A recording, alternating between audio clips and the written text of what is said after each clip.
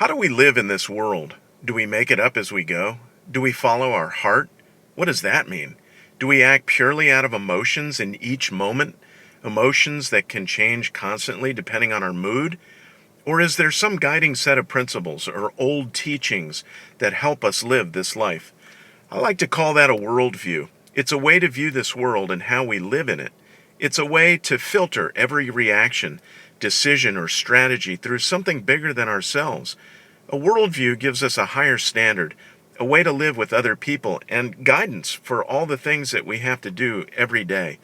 Some people say we should have a devotion every morning, a short time to orient ourselves into our worldview proactively so we're ready for whatever comes at us. That makes sense, right? Kind of like an athlete warming up or stretching out so he or she doesn't shock the body and do damage. Well, it's kind of like that with a devotion. We interact with lots of people every day. Jesus gave us a way to live life abundantly in His Word, so we need to be very familiar with what He taught. Living His way will make sure that we don't hurt ourselves or those around us. Living like Jesus taught takes practice, though. He said we should stay connected to Him like branches stay connected to the vine. Studying God's Word through His words in the Bible keeps us connected to Him and His life-giving power. And this connection transforms us over time so that we become all that He intended us to be. But the Bible's a big book. If we take it in over time, we learn to see our lives and relationships, our responsibilities, fears, joys, in proper alignment to our Creator. In Genesis, we read right at the start, in the beginning, God created the heavens and the earth.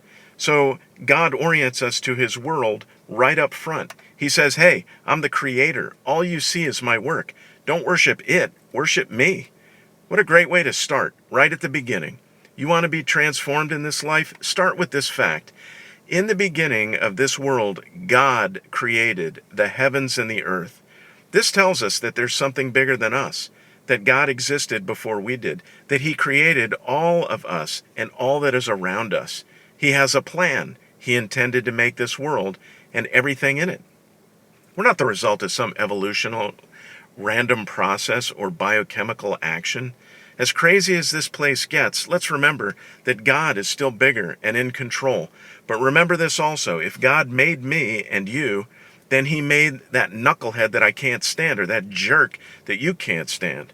Let's remember that if God loves me and He loves you, then He also loves that jerk. This means today we should remember that we are loved, but also we should love those around us as well. Because if we want to live a devoted life to Christ, we need to do what He said to do.